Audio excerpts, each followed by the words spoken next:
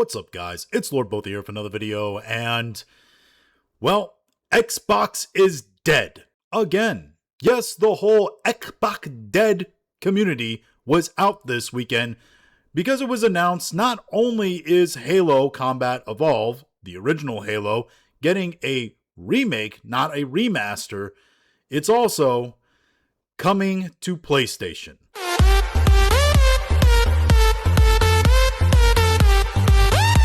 And all subsequent Halo games are also going to be releasing on PlayStation. So if you aren't aware, here are a few of the details, and let me just say, the old heads are, they're very mad about this. Yep, your grandpas are outside shaking their fists at clouds. Unc is about to crack open a cold one and be like, "Sit down, young blood. Let me tell you about how Halo really was." Because there is a lot of stuff that is not Halo Combat Evolved that's being added to Halo Campaign Evolved, which I think everybody universally at this point in a couple days' time has agreed is a terrible name. This is an article, by the way, from IGN entitled Halo Campaign Evolved is a pretty remake coming to PS5, but not an exact one. Hold on. I said, hold up. Wait a minute. And let's start with the obvious there. It's called Halo Campaign Evolved because it is just the campaign. That's right, there's no online multiplayer that they decided to shove in here. There's no even LAN multiplayer. You can't group up with your friends. None of that. None of that stuff is in here. It's all just the campaign, which I have a theory about that. My theory is that Sony ponies, and that's what this is really made for, to get Sony ponies enticed and embroiled in Halo as a franchise, because Halo as a franchise for Xbox players is essentially dead at this point. It's been dead ever since 343 Studios, well, Halo Studios now, they used to be called 343 Studios, back when they had a dream that they might ever work on something besides Halo, which I think we've all seen that they're not ever going to be handed anything besides Halo. But yeah, this game is meant to entice PlayStation players. And PlayStation players love their cinematic movie games with about as little gameplay as possible. You think about the Last of Us series and Death Stranding, games that have been branded walking simulators. You also have Horizon and the God of War series, games that are very, very heavy on the cinematics and the visuals. So this Halo is being made for those kinds of people that enjoy those cinematic kinds of games. And while the gameplay for Halo Combat Evolved is the gameplay, it definitely can be made a lot easier and a lot quicker to run through. So you can, get to the next cutscene and then get to the next cutscene. Because that's all that really matters is the visuals and the cutscenes, right?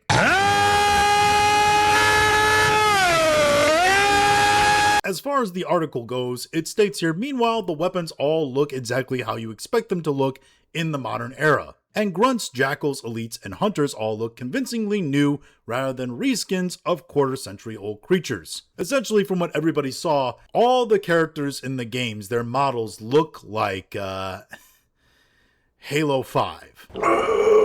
Okay. The Covenant, the Marines, everybody. It's Halo 5 visuals when it comes to the character models. Which is why when you get posts like this from Vera Dark saying, surely Halo Campaign Evolved will use this Cortana design, which is the, naked, sexy, sultry Cortana, right? That I'm not even going to leave on my screen that much longer because it's probably going to get me taken down on YouTube. Yeah, no, we're not getting this. No. We're getting military suit Cortana. That's just the way it is. They also got the original voice actors for the game to come back and re-record their lines for the remake.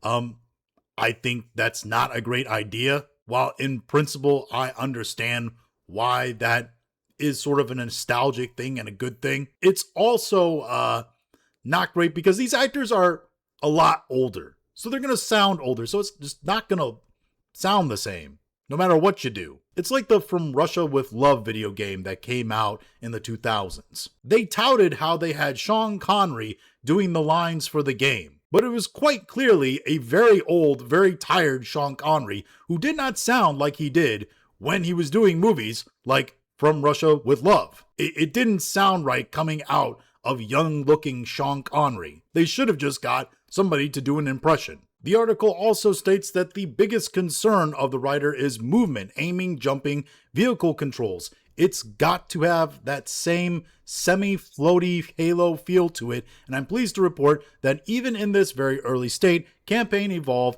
is a good bit of the way there. Now, from all other reports that I've heard, this is the thing that is the most contested, that the old heads have the biggest problem with, because they added sprint to the game. No! God, please, no! No!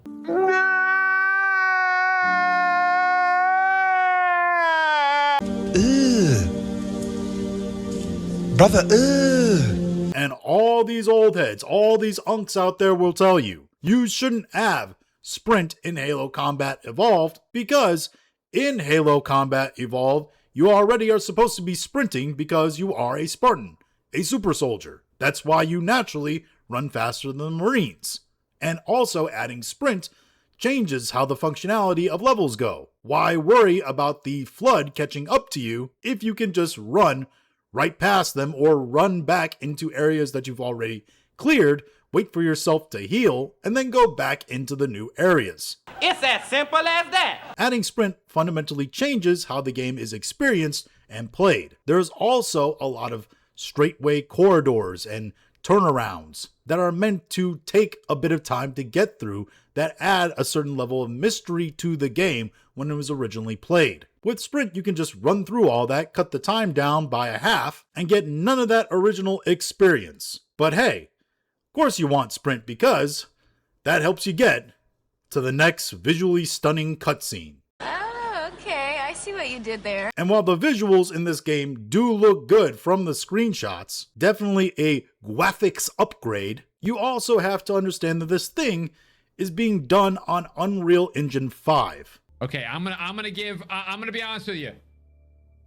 I'm gonna give that a massive L. Yes, they're remaking it on the engine that is notoriously bad for its bugs, especially right at launch. So do not expect this thing to have high functionality and optimization when it comes out. And those are just a few of some of the many problems that people have with what they're hearing is going to be in this remake. Other minor details include drastic changes to the HUD layout, the ability to pick up enemy weapons that you can do in later games like the Energy Sword, and even details like an ammo counter, a readable ammo counter on things like the Needler. Even though the ammo counter on the Needler is, the needles on top of the gun. That's the whole point of the... I feel like I'm taking crazy pills! But I saw a whole host of people coming on to social media and saying, oh, Halo is the tentpole, the biggest game on Xbox. It is the game that's synonymous with Xbox, and now it's on PlayStation. Xbox is dead. There's no point to own an Xbox. Xbox is dead.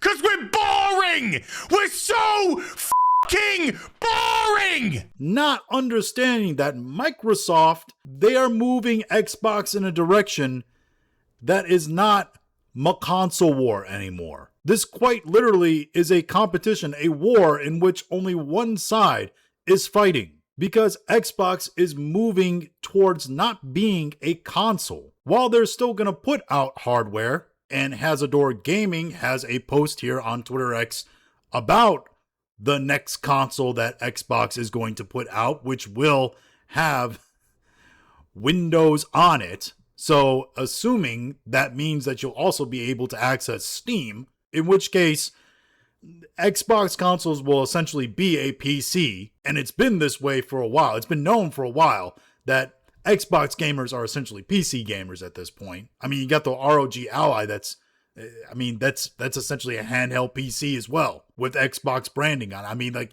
the point is, while the console may still exist, Xbox as a brand is essentially a PC brand now, and a platform to make and publish games, with a whole bunch of subsidiary companies that make games for them under it. It's like Valve, except they're gonna make more than one game like, a decade. And in general, I just don't quite understand why they're trying to say this is an L for Xbox. Microsoft and Xbox is literally taking a 25-year-old game, cutting it down to about 1/3 its amount of content, slapping new graphics on it, adding a whole bunch of non-original mechanics, so essentially you'll speed run the game and finish it in about 1/3 the amount of time it would take, and they're gonna charge Sony ponies $70, $80 to do it.